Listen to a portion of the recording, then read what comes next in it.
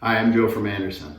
Spring's here. It's a good time to get a little fresh air in the house. So to help you with that, today we're going to demonstrate how you change your glass and your screen on an Andersen full view interchangeable storm door. The first thing you're going to do is on the handle, locate the thumb latch, push it up, and rotate the handle up gently. When you do that, the glass releases from the internal locking mechanism in the door. Now that the glass is out of the door, the next step is to put the screen into the door.